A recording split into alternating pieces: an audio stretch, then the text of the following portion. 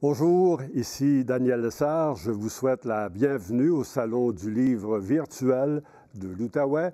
Vous allez dire, c'est pas aussi bon qu'un vrai salon. Il ne faut pas. C'est tout aussi intéressant. Il y a une programmation absolument exceptionnelle. Allez voir la page web du Salon du livre et vous allez voir qu'il y en a pour tous les goûts.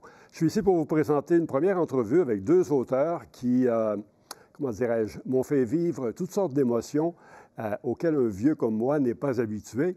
Mais si vous êtes amateur de sensations fortes, de sorcellerie, de superstition, d'apocalypse, vous serez servi à soi. Je vous les présente.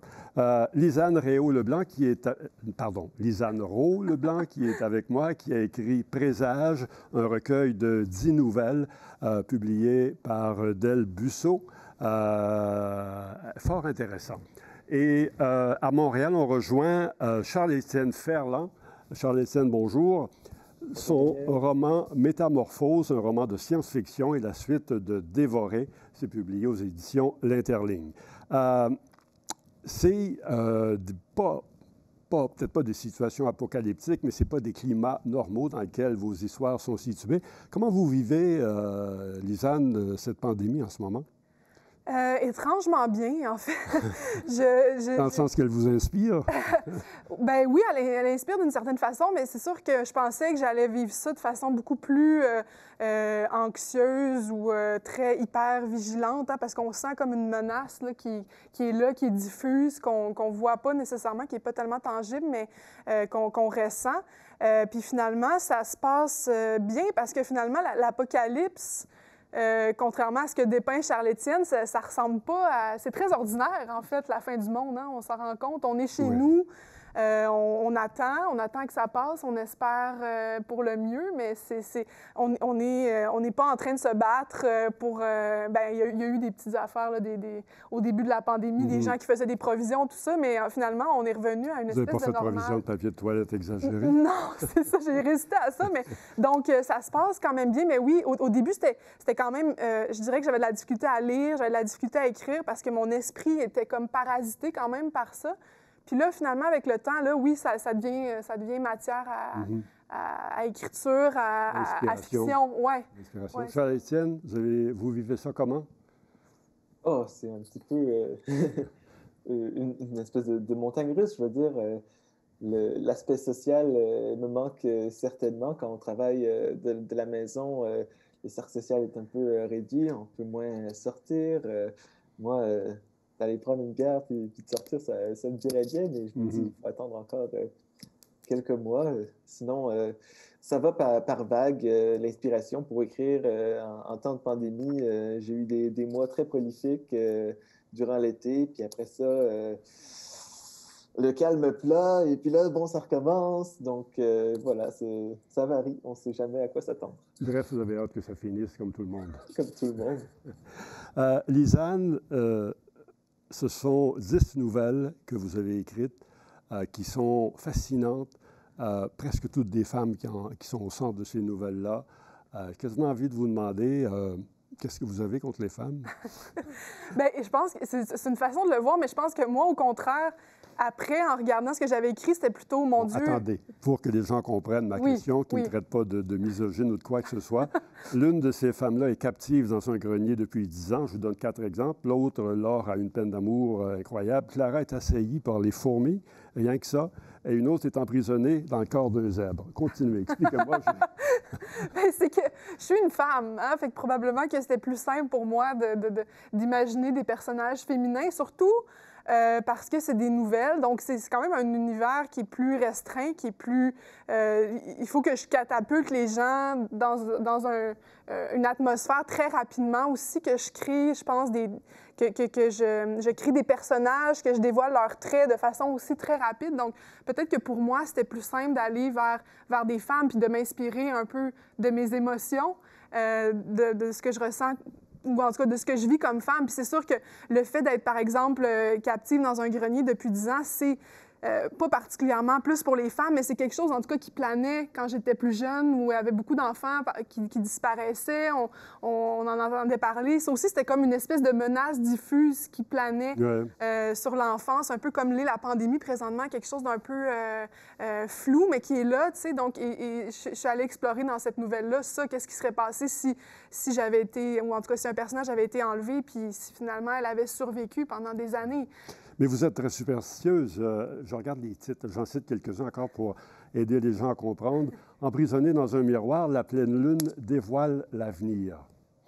Rêver d'eau est un signe d'un malheur prochain. Et celle que j'aime la mieux, parce que j'étais un maniaque des cravates, attendez que je la retrouve. Si la cravate du marié est de travers, on dit qu'il sera infidèle.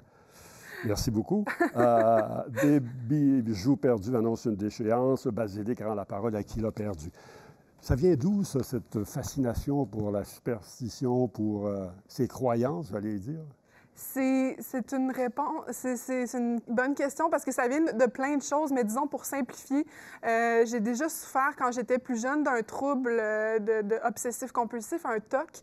Et entre autres, il y a un côté un peu superstitieux où il faut respecter, on se met certaines limites ou certains objectifs où on doit marcher, on ne doit pas marcher sur les craques du trottoir parce qu'il va arriver quelque chose et tout ça.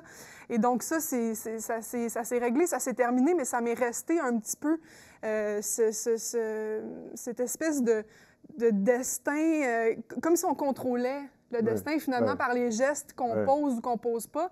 Ou alors, dans le cas de superstition plus large, c'est une hirondelle fait le printemps ou, tu sais, c'est des signes de la nature. Les fourmis annoncent la fortune. Donc, je trouvais ça comme riche, comme matériau fictionnel. C'est ça. Puis c'est que ça crée aussi une mécanique, c'est certain, pour mes personnages qui sont un peu pris dans le destin, qui se referment sur eux, un peu comme une mâchoire, je dirais. C'est comme ça que je le vois. Alors que Charles Estienne, lui, a décidé que le monde, c'est fini, on est dans l'après-monde d'aujourd'hui. Son héros principal, Jack, décide de partir à la conquête d'une nouvelle vie, de gens qu'il connaît. Vous êtes scientifique au départ. Il y a plein de bébites très épeurantes là-dedans. Je pensais à un moment donné, je crois que c'est l'an dernier, en Ontario, on disait qu'il y avait une invasion de frelons géants. C'était vrai, la première des choses? J'ai plus ou moins suivi le dossier pour être exact, mais on m'a tellement souvent demandé si mon livre était en train de se passer pour de vrai, avec les titres qui faisaient les manchettes. Non, je ne crois pas que...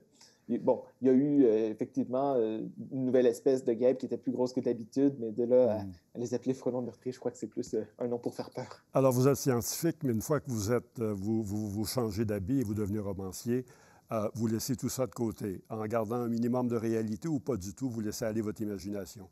Moi, j'aime dire que tout dans Métamorphose et Dévoré est basé sur un certain fait scientifique et je pourrais même dire que j'ai rien inventé. J'ai seulement modifié certains paramètres, un certain comportement, la taille, des trucs comme ça, mais que j'ai finalement rien inventé. J'ai seulement posé, un postulat de départ, une nouvelle espèce, et ensuite, quelles seraient les conséquences logiques de cette apparition soudaine et de cette nouvelle menace. Et qui est Jack, votre héros?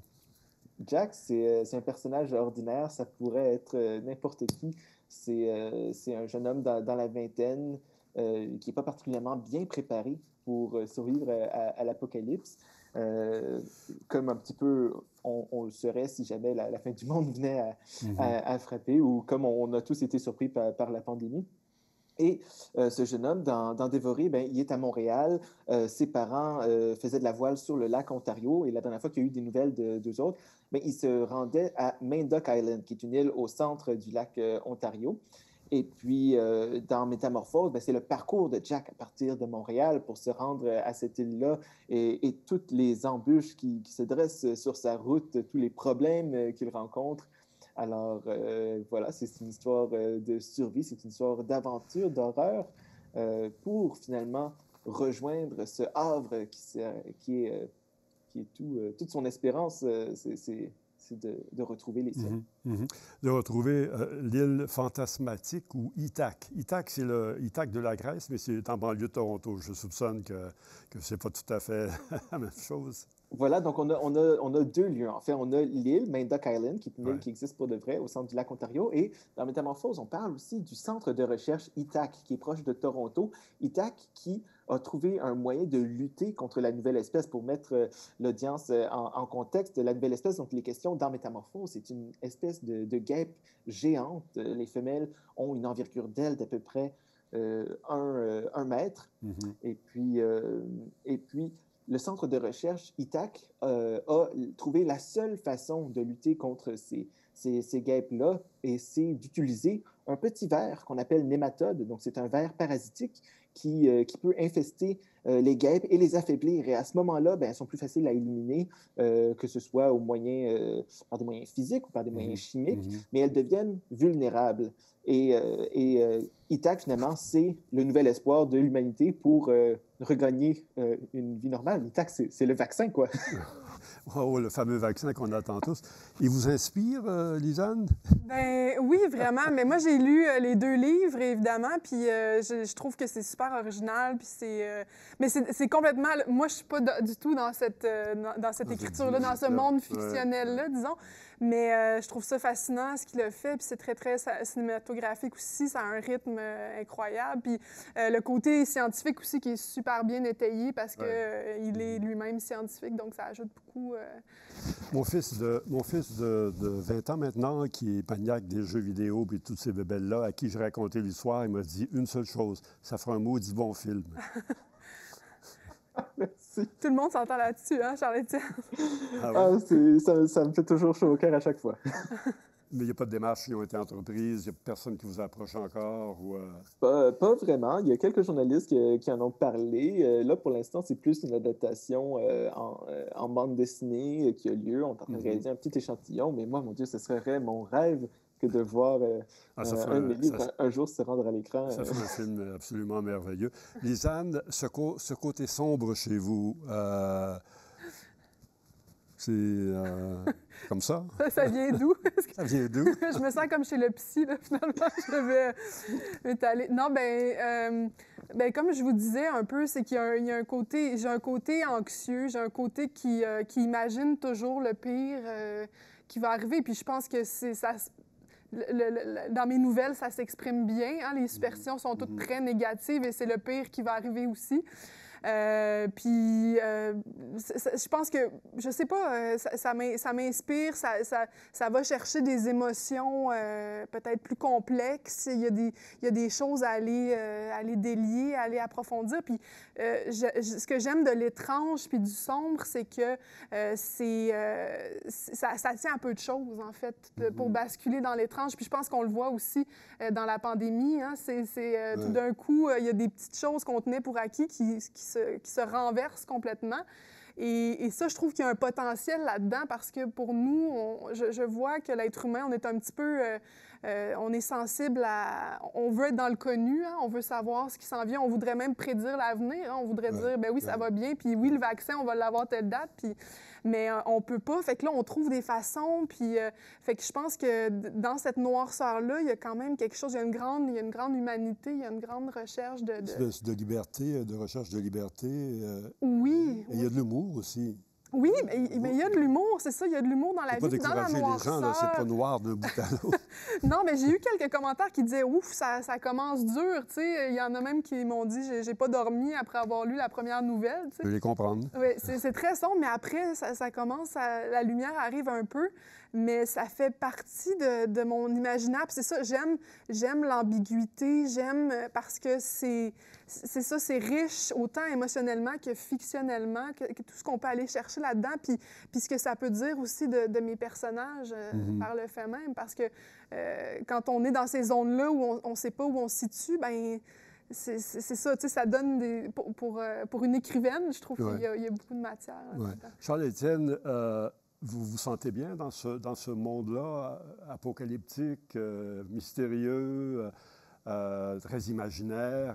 Vous êtes bien là-dedans? Vous vivez bien là-dedans? Je me sens bien à l'imaginer. Si je vivais dedans, certainement pas, absolument pas. Mais à l'imaginer, pour moi, comment dire, c'est tout le plaisir est dans la création. Finalement, je pense à votre fils qui joue aux jeux vidéo. Pour moi, c'est le meilleur jeu vidéo puisqu'on peut absolument, on a carte blanche, on peut tout créer, on décide de ce qui arrive aux personnages, on décide d'où est-ce qu'ils vont, qu'est-ce qu'ils explorent, qu'est-ce qu'ils ressentent, qu'est-ce qui leur arrive. Et puis, voilà, c'est la liberté totale. On vous l'a peut-être dit, Charles-Étienne, mais en lisant votre livre, je me disais, merde, il me semble que j'ai lu un livre aussi qui allait dans la même direction d'un auteur américain ou britannique, McCarthy. Cormac McCarthy, La Route? Oui, La Route. Hein, c'était ça? Oui. Ah, c'est une des œuvres qui m'a beaucoup inspiré, vraiment.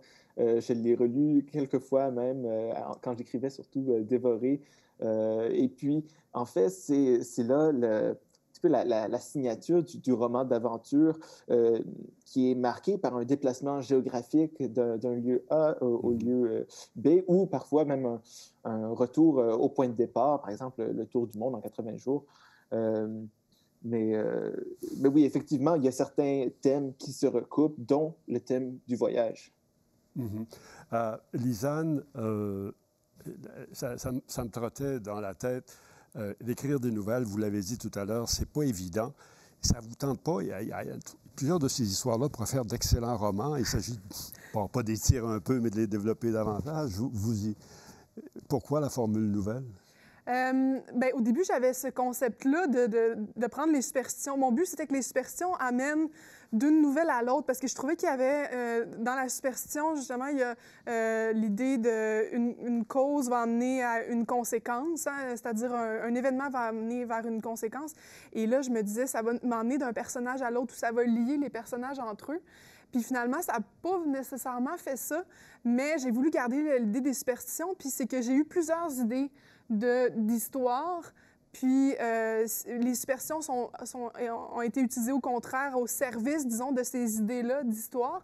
Mais je pense que, oui, il y en a peut-être quelques-unes, comme la dernière du recueil. Au départ, je voulais en faire un roman, ou en tout cas, c'était le début de personnages, esquisses de relations aussi entre cette femme-là puis un homme plus vieux avec un artefact qui les lie.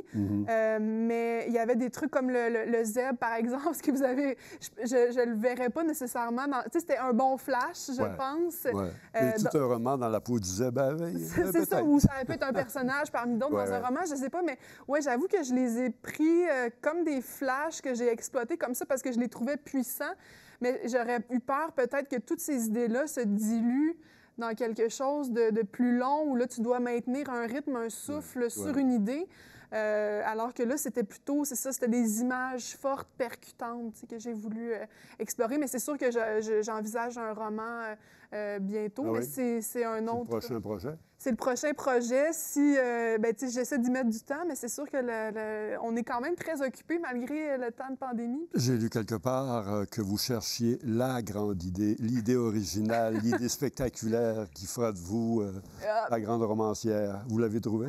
Bien, je sais pas sans la dévoiler. Mais je pense que c'est une illusion. Ça, en fait, je disais ça parce que dans la vingtaine, j'écrivais, je commençais beaucoup de projets, puis j'arrivais jamais à les terminer parce que j'avais l'impression que c'était jamais le bon projet. Puis je pense que je travaillais pas, en fait, assez. Tu sais, c'est beaucoup de travail, hein, Charles-Étienne, écrire un roman comme ça. Puis ça l'est aussi, écrire des nouvelles, même si c'est différent là, dans le rythme et tout. Mais, tu sais, je pense que c'est ça, c'est une illusion, la grande idée. Je pense qu'on peut avoir une bonne idée, puis après, ça va être que du travail à chaque jour. Il y a des millions d'histoires d'amour qui ont été racontées. C'est toujours des histoires d'amour, mais avec des contextes, des personnages différents. Il faut trouver l'angle, il faut changer le point de vue. Mais là, j'ai une idée de science-fiction, là, donc je vais peut-être consulter Charles-Étienne pour voir... Ça serait un excellent professeur. Charles-Étienne, vous imaginez écrire autre chose que de la science-fiction? Oui, certainement. On dirait que c'est un genre pour lequel j'ai une affection particulière, mais je ne veux pas forcément être associé exclusivement à ça. Donc oui, il y a des projets un petit peu plus réalistes et Et dernièrement, on dirait que j'ai comme eu une petite piqûre pour le théâtre. Je pense que c'est quelque chose que j'aimerais bien explorer pour donner vie à des histoires avec des gens, avec des vrais humains. Du vrai monde. Ouais. Peut-être que c'est le grave manque de socialisation, de ne pas voir du monde, qui me donne encore plus envie d'écrire quelque chose pour qu'il y ait des gens qui le jouent pour de vrai et qu'enfin les théâtres ouvrent de nouveau. Mais ce truc-là sur le théâtre, c'est basé dans la vraie vie. Ça se passe aujourd'hui avec du vrai monde. Il n'y a pas de bébites, il n'y a rien de ça. Voilà, ce sera un petit peu plus difficile de faire les grosses guêpes géantes meurtrières. Au théâtre. Je veux jouer une guêpe, moi, dans la pièce.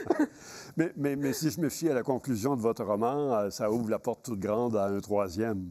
Exactement. Ça va être la grande finale, le troisième opus du triptyque. Moi, je l'ai toujours imaginé comme étant une histoire en 3 parties. La première à Montréal, la deuxième entre Montréal et l'île, et la troisième, finalement, à propos de l'île, mais à propos des communautés rivales. Et bon, sans vouloir dire le punch de Métamorphose, on peut quand même dire que tout le monde veut la peau de Jack. Alors, ça risque de pas vraiment bien se passer. Je suis pas quelqu'un... J'imagine que je ne suis pas quelqu'un qui écrit des romans à fin heureuse. Des fois, peut-être que je vais le faire et ça va surprendre, mais en général... En d'autres mots, si j'étais Jack, j'aurais raison de m'inquiéter de votre troisième roman, votre prochain roman. Ah, pauvre Jack, oui. Il n'aura pas facile. Qu'est-ce que vous lisez, Lisanne? Qu'est-ce qui vous inspire par le temps qui court? Par les temps qui courent, mon Dieu, qu'est-ce que j'ai lu? Là, je suis en train de lire Le Maître des illusions de Donna Tartt, que je n'avais jamais lu. J'avais le goût de lire des romans noirs ces temps-ci, mais je n'ai pas été chanceuse. J'en ai pas trouvé des très bons. Puis j'ai décidé... Avant, je faisais pas ça, mais là, j'ai décidé j'abandonne. En plein milieu, il y a trop de choses à lire. Je laisse tomber. Ouais, moi, je suis comme vous. À 50 pages, si je n'ai pas accroché, je regrette. Ça, hein? Je pense qu'il y a le test. Et le seul pour lequel je vais dépasser, c'était Jonathan Little. C'est une brique de 1100 pages. Je m'étais rendu à 75. Probablement le seul qui n'a pas aimé ça, mais il faut s'assumer. Hein? C'est parce qu'il y a tellement de livres à lire qu'à un moment donné, il faut... Mais sinon, moi, dans mes influences que j'aimerais que les gens lisent, mettons, si on aimé mon recueil ou tout ça, il y a Anne Hébert, Les Enfants du sabbat, Les Fous de Bassan. Les Enfants du sabbat, en fait, je ne l'avais pas lu avant de le lire, mais finalement, ça résonnait beaucoup et j'ai eu tellement peur en lisant ce livre-là. Je pense que c'est un des livres qui m'a fait le plus peur. Sinon... Mon préféré, c'est Kamouraska, mais pour d'autres raisons. Mais Les Fous de Bassan, c'est le premier que j'ai lu d'elle, puis ça a été comme un espèce de choc, cette voix-là, puis c'est comme hanté, puis c'est merveilleux. Puis sinon, c'est les auteurs sud-américains, Gabriel Garcia Marquez, Borges, Julio Cortázar, Haruki Murakami, pour moi aussi, le japonais. Une grande inspiration aussi là, dans le côté réalisme, en fait, onirisme un peu aussi, étrangeté. Elena Ferrante, non? Elena Ferrante, oui. J'ai juste lu la quadralogie, qu'il faut dire. Les 4. Oui, les 4, c'est ça, disons ça, de Napolitaine. Puis j'ai adoré, j'ai vraiment adoré, c'est ça. Surtout le premier. Non, je suis comme dans une espèce de frénésie où je veux lire plein de trucs présentement. Peut-être parce qu'on est en pandémie, justement, on a un petit peu plus de temps. On a plus de temps. Charles-Étienne, c'est la même chose chez vous. Vous êtes dans une frénésie, vous voulez tout lire? Moi, c'est peut-être un petit peu le contraire. Des fois, il faut que je me force parce que j'ai tendance à prendre la voie facile de me plugger sur Netflix puis de laisser ça rouler. C'est tellement trop facile. Mais je suis en train de lire Bachir Lazare, la pièce de théâtre d'Evelyne de la Chenelière et le journal d'un écrivain en pyjama de Denis Laferrière. Je crois fermement qu'il faut lire beaucoup pour bien écrire. Alors... j'essaie de faire mes devoirs. Mais vous lisez de la science-fiction aussi, j'imagine? Aussi, mais la dernière que j'ai lue, c'est, voyons voir, L'homme qui rétrécit de Richard Matheson, et je crois que je l'ai peut-être oublié sur un coin de table. J'ai tendance à commencer des livres et pas toujours les finir. On est nombreux dans ce club-là. Oui, bon. Il nous reste 2 ou 3 minutes. Donc, chez vous, c'est le 3e tome. C'est Jack qui va savoir ce qu'il attend dans le restant de sa vie. Vous avez commencé à écrire, vous savez à peu près où vous en allez, publication dans 1 an, avant? Ouf! Non, en fait, je vais me permettre une petite pause, en fait, pour bien réfléchir à où est-ce que je veux amener cette histoire-là. J'ai beaucoup d'idées et je sais qu'il y a beaucoup de personnes qui attendent ardemment la fin de de dévorer. Mais il y a d'autres projets en ce moment qui s'en viennent. J'ai un projet de roman jeunesse à thématique interstellaire qui est en train d'achever l'étape de rédaction et de révision. J'ai un projet aussi de plus longue haleine. Vous voyez, Dévorer et Métamorphose, c'est du 200 pages à peu près. Là, je vise plus du 300, peut-être un petit peu plus, avec un roman de plus longue haleine. Science-fiction également, mais cette fois-ci qui n'est pas dans le voyage, qui est plutôt statique. On va explorer...